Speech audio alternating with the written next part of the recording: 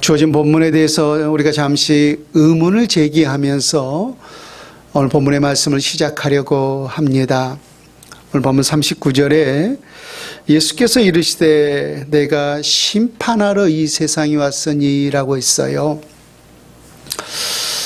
역사적으로 본다면 예수님께서 2000년 전에 우리와 동일한 육신의 옷을 입고 이 땅에 오시지 않았습니까? 근데 그렇게 오신 이유가 뭐냐라고 하는 거예요.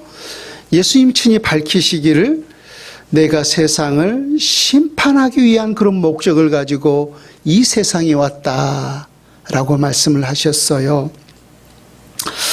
자, 우리 요한복음 3장 17절 말씀을 함께 찾아보세요. 왜 이 말씀에 대해서 우리가 의문을 제기할 수밖에 없었는지 요한복음 3장 17절 말씀을 보면은 우리가 그 이유를 알게 될 것입니다.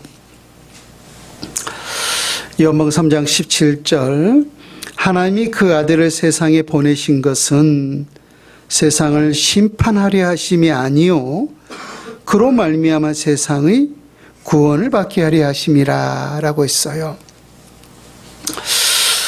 분명히 요한복음 9장 39절에서는 예수님께서 이 땅에 오신 목적은 내가 세상을 심판하려 하심이라 라고 있는데 또 그와는 반대로 요한복음 3장 17절에서는 하나님께서 예수 그리스도를 이 땅에 보내신 이유가 세상을 심판하기 위함이 아니라 구원받게 하려 함이라 라고 했어요. 그래서 왜 요한복음 3장과 또 요한복음 9장의 말씀이 서로 부딪힐 수밖에 없었는가 라고 하는 것입니다.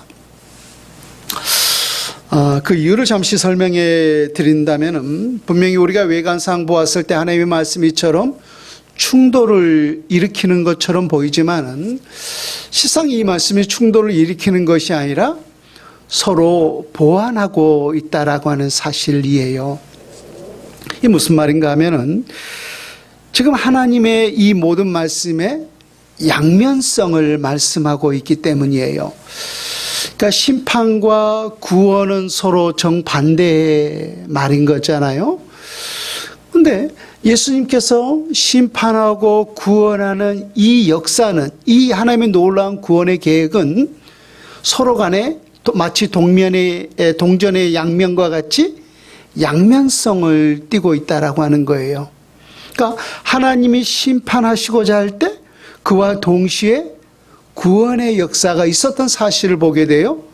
또 구원하고자 했을 때 그와 동시에 하나님은 심판하고 있었던 사실을 보게 된단 말입니다.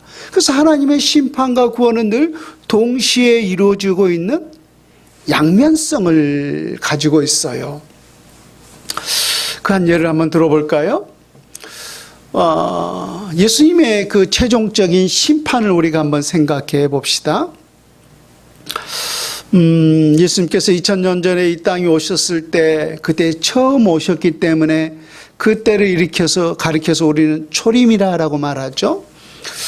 그리고 승천하시면서 너희가 본 그대로 내가 다시 오실 것이다 라고 말씀하셨어요.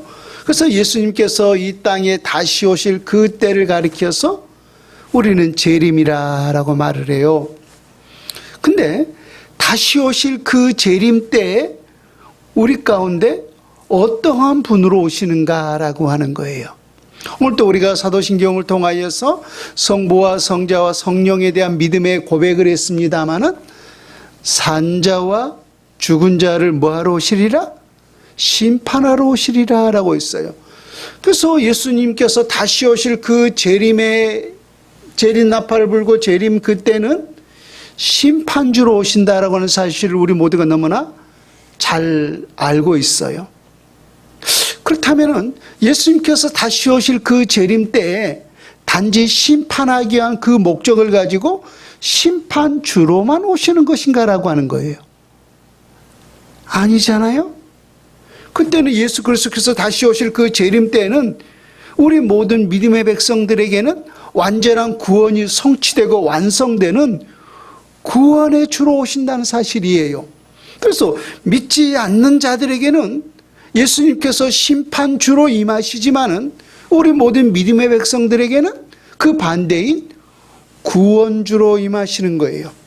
그래서 성경에 따라서 믿지 않는 자들에게 그 하나님의 심판을 경고하면서 두려워하라 라고 하는 사실을 강조하실 때는 예수님께서 어떤 분으로 오신다는 것, 심판주로 오신다는 것을 설명하셨던 것이고, 또 우리 모든 믿음의 백성들에게는 예수님께서 구원주로 오신다고 하는 사실을 강조했었던 거예요.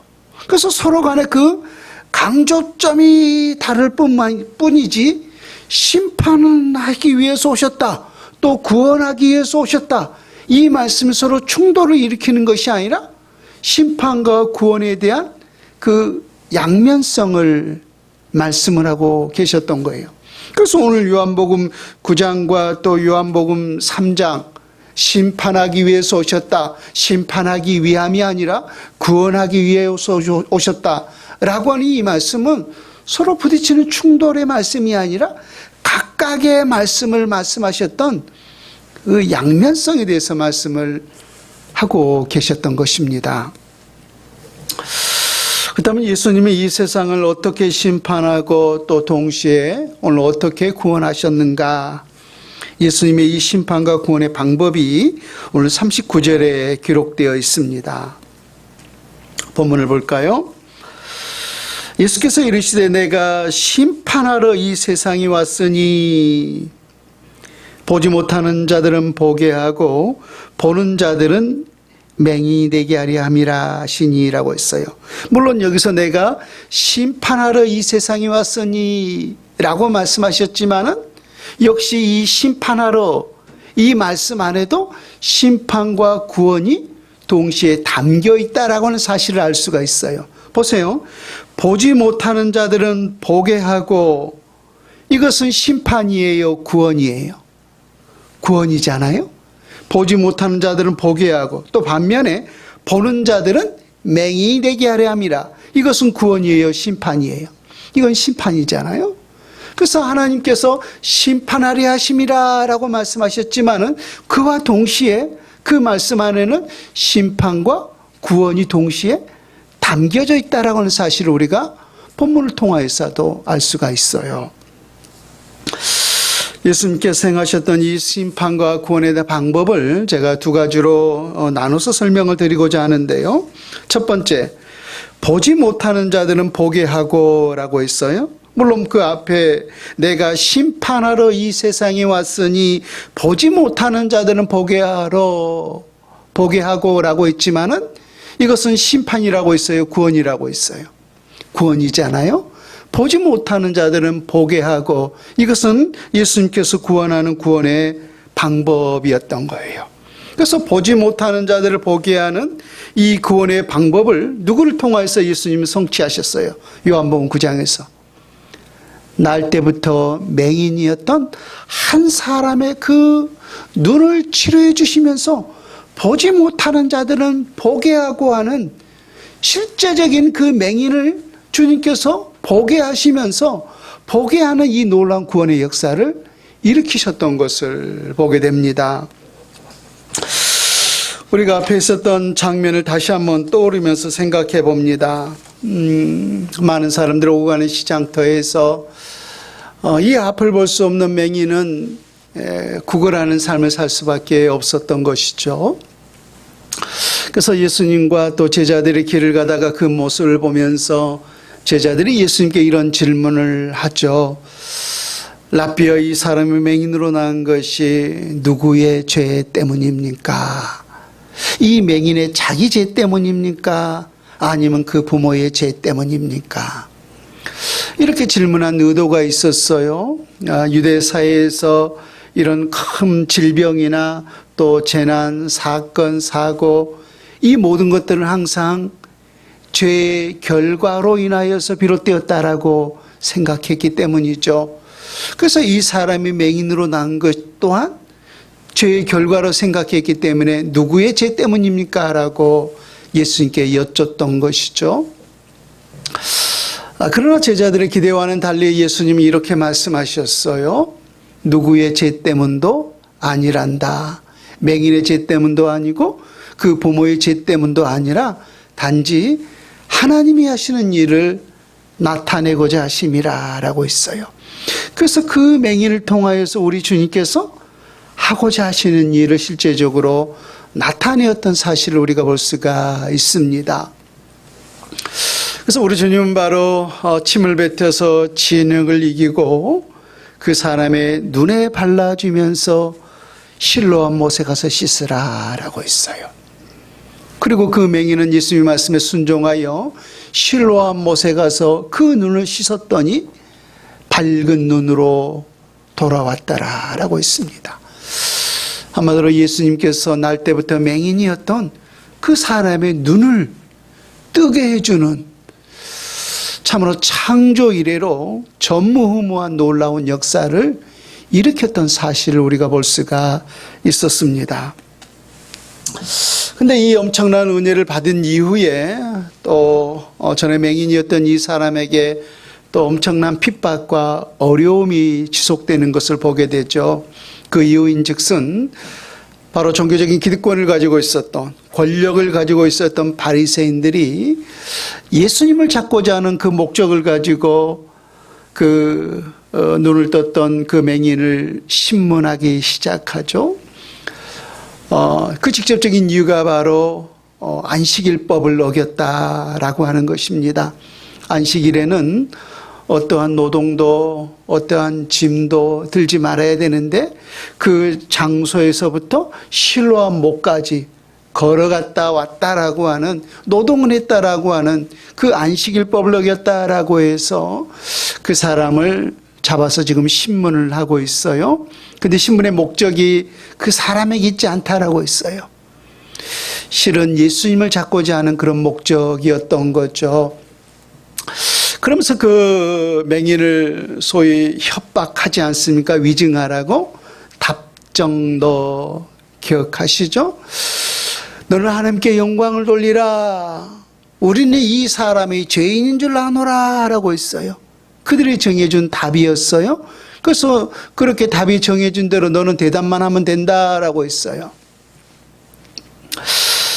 풀어서 말하면 이거죠.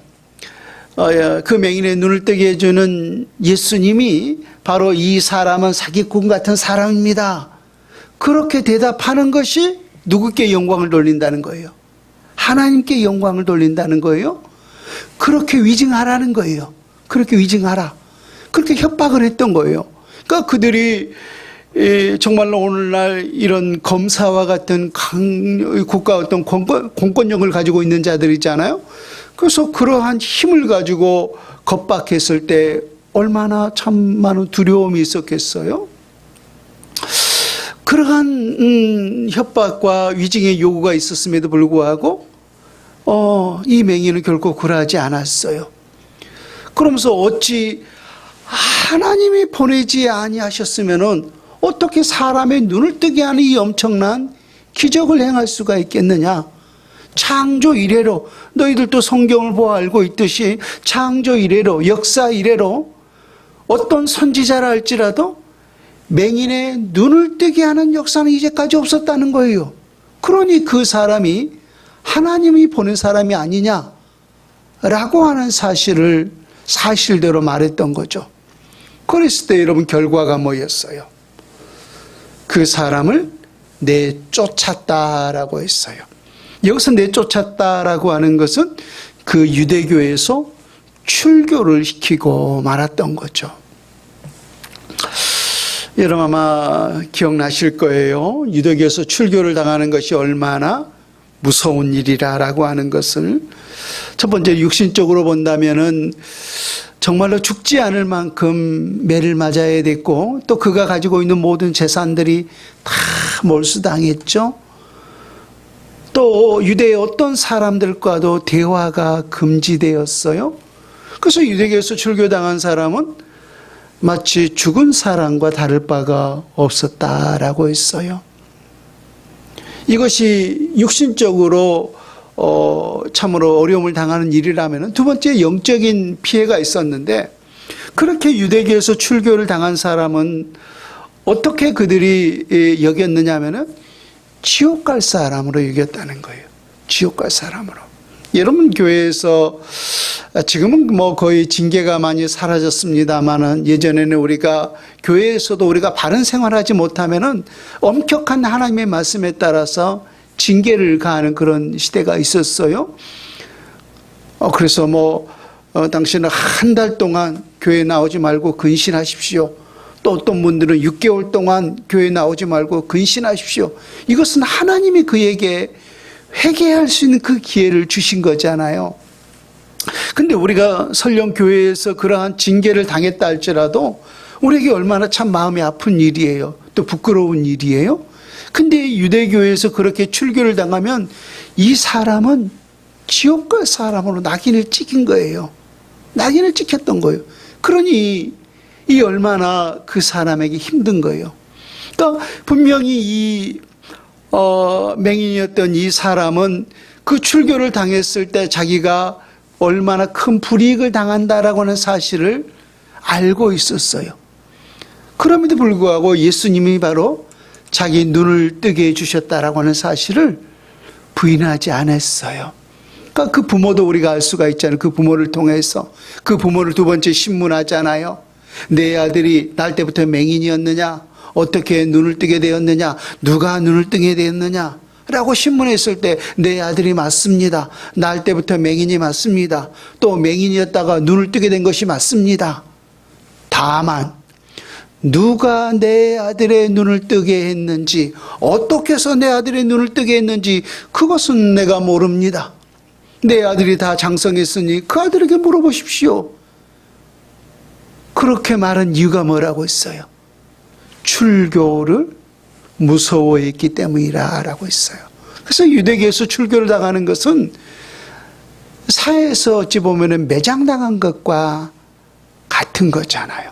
매장당한 것과. 근데 오늘 이 맹인은 바로 그런 어려움이 있었지만은 그럼에도 불구하고 끝까지 예수가 내 눈을 뜨게 해줬다는 사실을 결코 부인하지 아니했던 것입니다.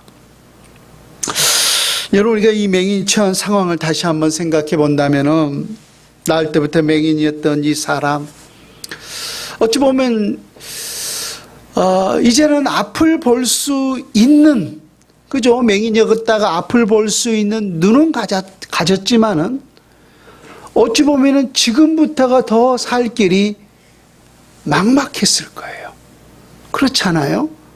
그러니까 앞을 볼 수 없는 맹인이었을 때는 그렇게 거린으로서 그러했을 때 유대 사회에서는 그런 게 있잖아요. 과부나 고아나 그렇게 거린인 사람들을 불쌍히 여기고 도와주는 그런 정신들이 유대 사람들에게는 있었단 말입니다. 그래서 그런 사람들이 그런 곳에 있으면은 대부분 사람들이 그냥 지나치지 않고 주머니를 털어서 그들에게 도와주는 그런 사회적인 정신들이 있었어요. 그렇기 때문에 차라리 맹인이었을 때는 먹고 사는데 그렇게 큰 어려움은 없었어요. 근데 지금 눈은 떴지만은 살 길이 막막한 이유가 뭐예요? 유대교에서 출교를 당하면 모든 사람들과 교제가 철저히 단절되잖아요. 그러니까 세상이 홀로 남을 수밖에 없는 거예요. 아니, 일을 해야만이 뭔가 먹고 살 수가 있는 거잖아요. 지금처럼 국가에서 없어도 막 주는 그런 시대가 아니잖아요. 없으면 굶어 죽을 수밖에 없는 그러한 시대였단 말입니다.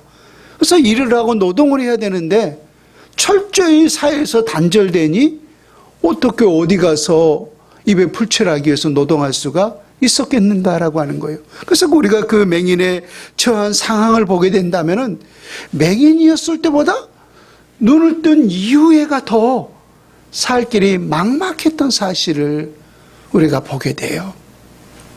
자, 그런 가운데서, 이런 상황 가운데서 누가 오늘 그 맹인을 찾아왔느냐면은 우리 주님, 바로 예수님께서 바로 이 맹인이 이렇게 유대교에서 출교를 당하였다라고 하는 사실, 또 이 맹인이 큰 어려움에, 어찌 보면 자신 때문이죠. 예수님 때문에.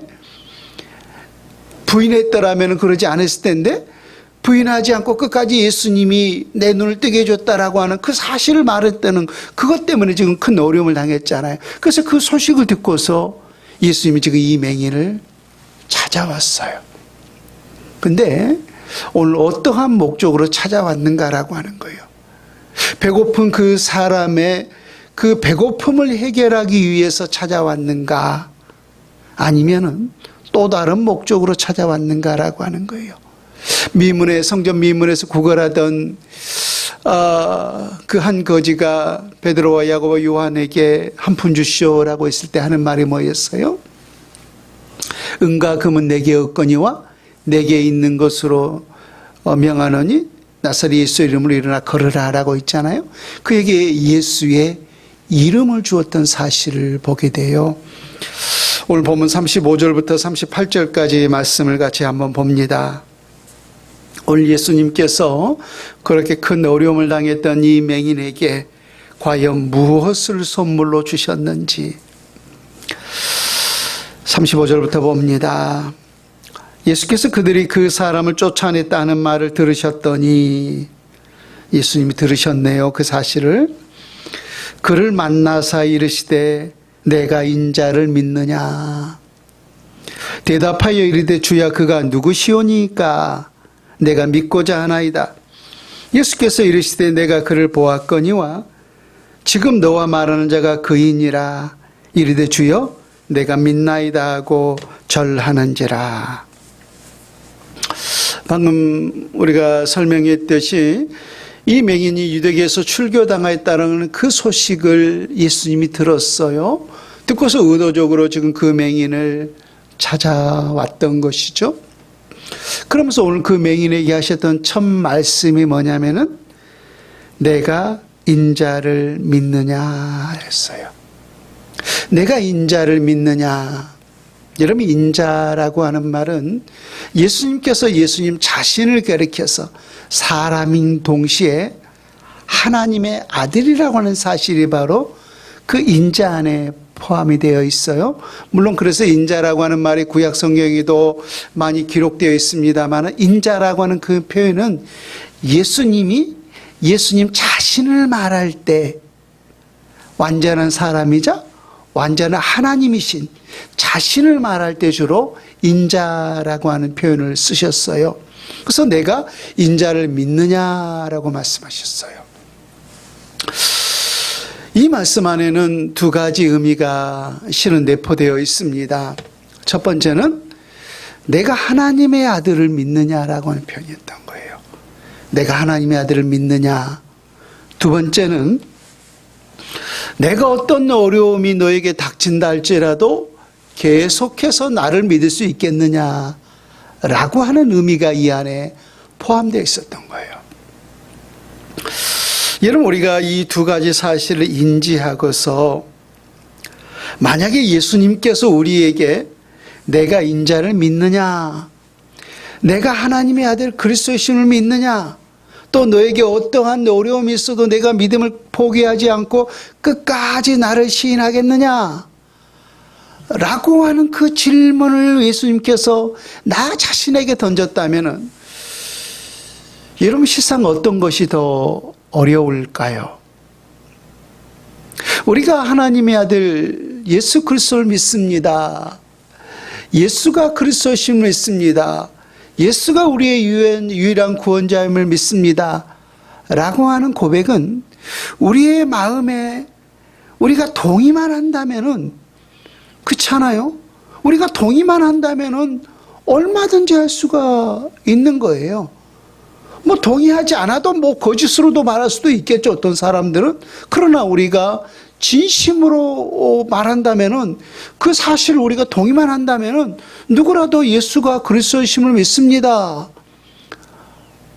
우리가 고백할 수가 있어요. 엊그제 우리 어떤 이게 동네 전도하시는 전도사님이 한 분 계시는데, 길에서 만나 이야기하는데 꼬맹이를 붙잡고 이렇게 글을 막 읽으라 그래요. 마치 사도신경 외우듯이 이만한 글귀가 있는데, 전사님 대단하시더라고. 이 아이를 붙잡고 이거 읽어! 그러니까 막 쭈르르 막 믿나이다 아멘 하고 막 달려가요. 얼마나 귀여웠는지.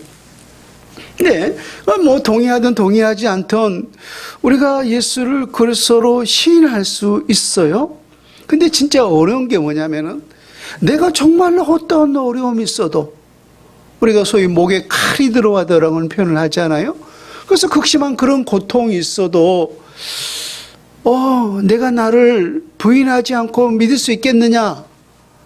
우리가 뭐 답은 할 수는 있겠지만은 그런 사실 우리에게 현실로 왔을 때 이건 결코 쉽지 않은 문제란 말입니다. 뭐 제자들을 한번 보십시오. 제자들도 그랬잖아요. 예수님께서 내가 조금 있으면은 내가 죽는 데 갈 것이다. 십자가를 질 것이다 라고 했을 때 제자들이 하는 말이 주님이 그 죽는 데 간다면은 우리도 주님 따라 죽겠습니다 라고 호언장담하지 않았습니까? 근데 막상 우리 주님께서 십자가 위에 그렇게 돌아가실 때 그들이 오늘 우리에게 보여준 행위가 뭐였어요? 자기 살겠다고. 그렇죠? 다 주랭랑하지 않았습니까? 사도 베드로조차도 작은 그 어린 소녀 앞에서 나는 그를 모른다 저주까지 하면서 예수님을 부인했던 사실을 보게 돼요. 그래서 우리에게 어떤 어려움이 있어도 끝까지 내가 예수님을 부인하지 않고 믿겠습니다 라고 하는 것은 이건 결코 쉽지 않은 문제였던 거예요. 않은 문제였던 거예요. 그러니까 오늘 이 눈매 맹인에게 지금 적용해 본다면은 지금도 어려운 상황이지 않아요? 내가 내 눈을 뜨게 해준 자가 이 사람이 눈을 뜨게 해줬다라고 하는 사실을 그가 부인하지 않은 것 때문에 그 유대교에서 출교를 당하는 이 엄청난 고통을 당했잖아요. 근데 예수님이 하시는 말씀은 그것도 모자라서 너에게 앞으로 더 큰 어려움이 닥칠 것이라는 거예요. 그 사실 말씀이 그렇게 더 큰 어려움이 닥쳐도 그래도 내가 예수 그리스도를 부인하지 않고 믿겠느냐라고 하는 질문이었던 거예요. 그러니까 내가 인자를 믿느냐? 우리가 단지 쉽게 보면은 뭐 그렇게 가볍게 넘길 수 있는 말씀이지만은 그 의미를 풀어서 여러분들에게 말씀했을 때 이 안에는 엄청난 중엄한 주님의 질문이 담겨져 있었던 사실을 우리가 볼 수가 있어요. 그러했을 때 이 사람의 최종적인 답변을 한번 보십시오.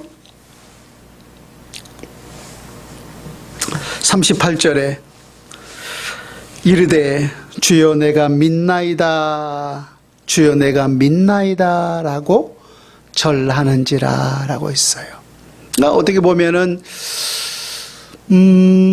지금 이 맹인이 전에 예수를 만나서 지금 눈은 떴지만은 예수님은 지금 이 맹인을 알아보고 있지만은 맹인은 이 예수님을 지금 알아보지를 못했어요.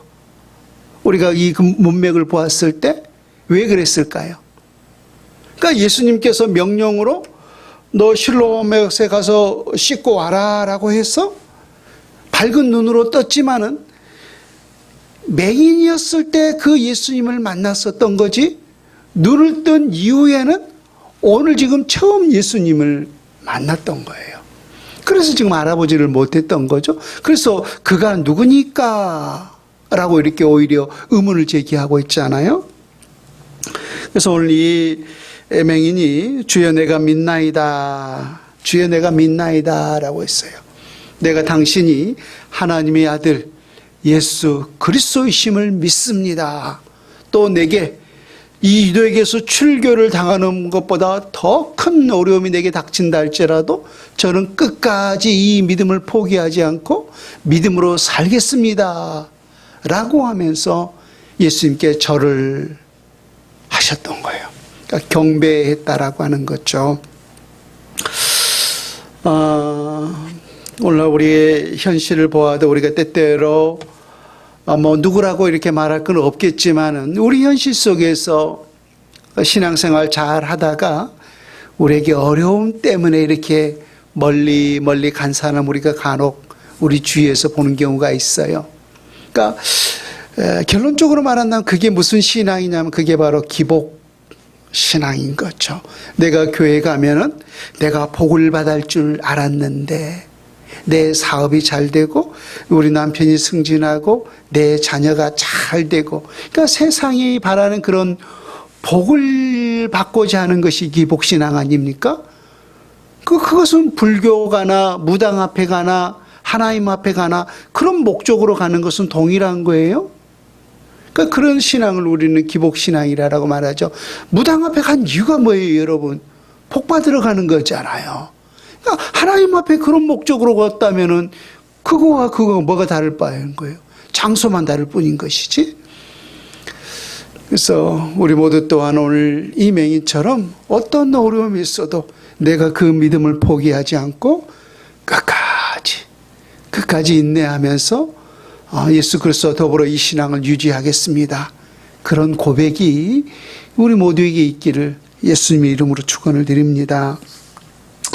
우리가 이 맹인을 통해서 알 수 있는 또 한 가지 사실은 이 맹인에서 눈을 뜬 것과 영혼 구원은 별개의 문제였다는 사실을 알 수가 있어요. 그러니까 처음에 이 사람이 예수 그리스도를 만났을 때 그때 영혼 구원을 이르렀어요? 이르지 못했어요? 영혼 구원을 이루지 못했죠? 지금 두 번째 그 사람이 유대교에서 출교를 당한 이후에 그 소식을 듣고 두 번째 예수님을 만나서 영혼 구원을 이르렀던 사실을 우리가 보게 된다는 거예요. 그래서 우리가 질병에서 고침받던 그런 기적을 우리가 경험했다 할지라도 그것 자체가 곧 영혼 구원과 직결되고 있다라고 말할 수 없다는 거예요. 우리가 누가복음 17장에 보면은 나병 환자 자꾸 입에 문둥병 환자로 익어가지고 잘 안 나오는데 나병 환자가 그랬잖아요. 예수가 온다는 그 소식을 듣고 나 다윗의 아들 예수여 우리를 불쌍히 여기소서. 예수님께서 그 소리를 들으시고 정말로 불쌍히 여기셨어요.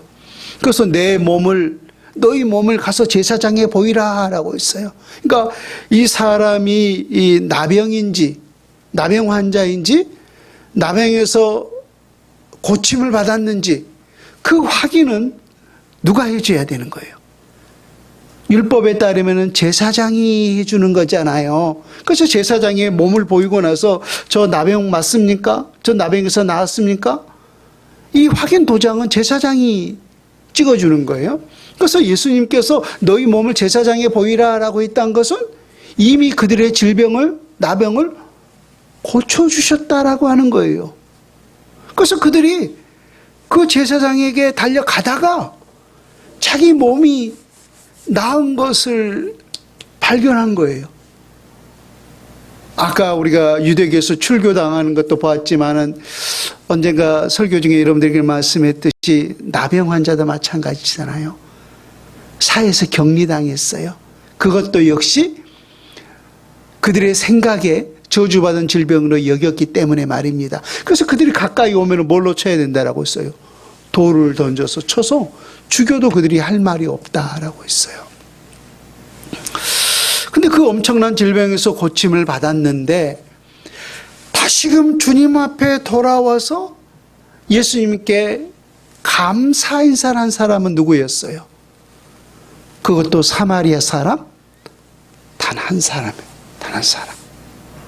그래서 우리 주님께서 그 모습을 보시면서 이렇게 말씀하셨죠? 내 믿음이 너를 구원하였느니라. 그놈의 10명의 문둥병 환자가 예수님을 만나서 다 고침을 받았지만은 영혼 구원에 이른 사람은 누구뿐이에요? 사마리아 사람 단 한 사람뿐이었던 거예요. 오늘 이 맹인도 예수님을 지금 2번이나 만났지만은 처음 만났을 때 눈은 떴지만은 그 엄청난 기적은 경험했지만은 구원에 이르지는 못했어요. 근데 오늘 2번째 만나서 내가 인자를 믿느냐? 내가 하나님의 아들 그리스도인 줄을 믿느냐? 내게 어떤 어려움에서 나를 끝까지 시인하겠느냐? 라고 하는 그런 질문이 있었을 때 내가 주님을 믿나이다 라고 고백하면서 그 영혼 구원에 이르렀던 사실을 보게 돼요. 다시금 우리가 본문 처음으로 돌아가서 예수님의 심판과 구원이 뭐라고 했어요? 눈먼 자의 눈을 뜨게 한 자라고 했어요.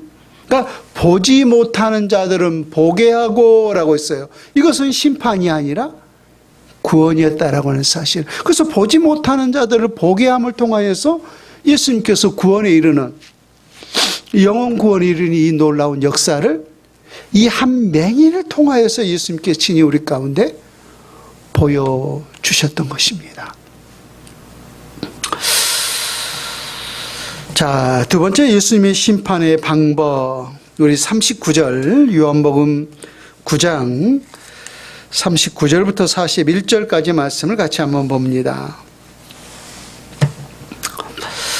예수께서 이르시되 내가 심판하러 이 세상에 왔으니 보지 못하는 자들은 보게 하고 보는 자들은 맹인이 되게 하려 함이라 하시니, 바리새인 중에 예수와 함께 있던 자들이 이 말씀을 듣고 이르되 우리도 맹인인가? 예수께서 이르시되 너희가 맹인이 되었다면 죄가 없으려니와 본다고 하니 너희 죄가 그대로 있느니라. 그래서 예수님의 본문에서는 물론 심판만 말씀하셨지만은 아까 처음에 말씀했듯이 구원과 심판이 지금 동시에 담겨 있었어요. 그래서 보지 못하는 자들은 보게 하고, 이것은 구원이었고, 보는 자들은 맹인이 되게 하려 함이라 라고 했어요.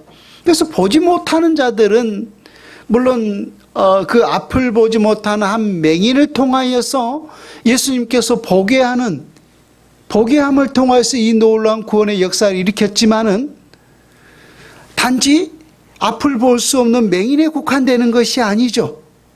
여기서 보지 못하는 자들은 실상은 누구를 보지 못하는 자들이에요? 하나님을 보지 못하는 자들이잖아요. 예수 그리스도를 믿지 못하는 자들이잖아요. 그래서 자기가 이 영적 진리에 대해서 무지한 사람들, 그렇잖아요. 예수 그리스도가 오기 전에 이 땅의 모든 사람들은 다 어두움 가운데 있었잖아요. 그래서 예수님께서 그 어두움 가운데 무엇으로 오셨다라고 했어요? 빛으로 오셨다라고 했잖아요. 그래서 우리가 빛이 없으면은 어떤 것도 사물을 볼 수 없다라고 했어요. 그래서 예수님 바로 참빛이라고 말씀하셨잖아요. 좀 더 의미를 확대 해석하면은 누구를 볼 수 있는 빛이에요? 하나님을 볼 수 있는 참된 빛임을 말씀하셨던 거예요. 그래서 이처럼 영적 진리를 깨닫지 못하고 어두움, 즉 죄악 가운데 살아가고 있는 이 땅에 있는 모든 사람, 그 사람들이 보지 못하는 자들이잖아요. 그래서 그런 사람들에게 진리의 빛으로, 구원의 빛으로 우리 가운데 오셔서, 그래서 보지 못하는 자들을 예수 그리스도를 통하여서, 하나님을 보게 함을 통하여서 뭐 하신다는 거예요? 구원케 하신다는 거잖아요. 그래서 지금 그 대표적으로 한 샘플로 맹인을 통해서 예수님께서 그 사실을 우리 가운데 보여주셨던 것이잖아요. 이것이 하나님의 구원의 방법이었다면은 이제 반대로 보는 자들은 맹인이 되게 하려 함이라 라고 했어요. 이것은 심판이에요. 그래서 보는 자들은 조금 확대 해석한다면은 실제적으로는 보지 못하면서도, 그렇죠? 오늘 이 바리새인들을 지금 빗대어서 예수님께서 하시는 말씀이잖아요. 실제적으로 하나님을 보지 못하면서도 본다고 하는 자들은 맹인이 되게 하려 함이라 라고 말씀하셨던 거예요. 그러니까 지금 바리새인들을 우리가 본다면은 그들이 하나님을 모르고 있는 거예요? 모르고 있다고 생각한 거예요? 알고 있다고 생각한 거예요? 그 나름대로 알고 있다라고 생각한 거죠?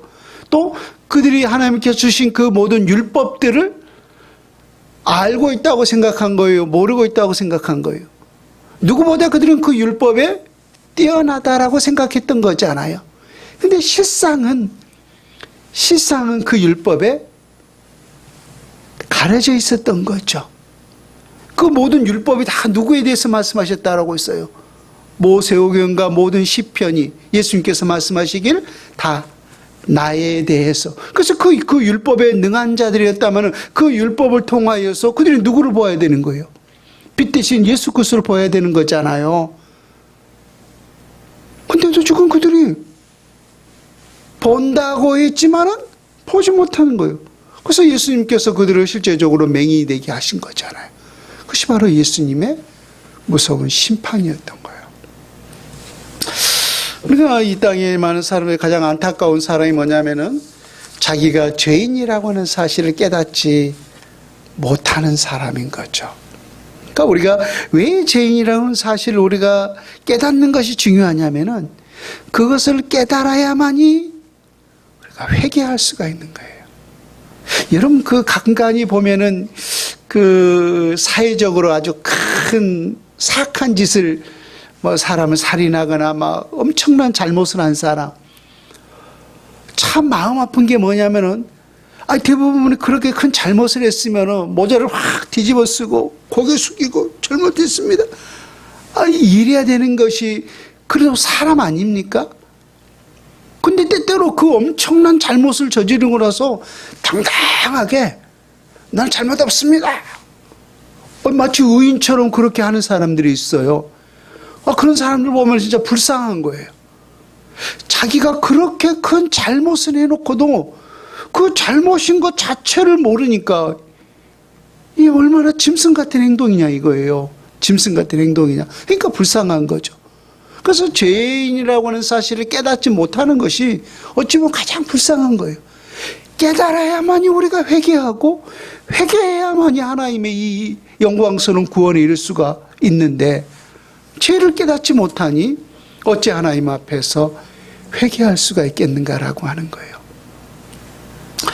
그래서 오늘 또 우리 모두가 날마다 그리스도를 통하여서 날마다 하나님을 볼 수 있는 그 빛 가운데 살아갈 수 있는 그 은혜가 우리 모두에게 임할 수 있기를 주 예수님의 이름으로 축원을 드립니다.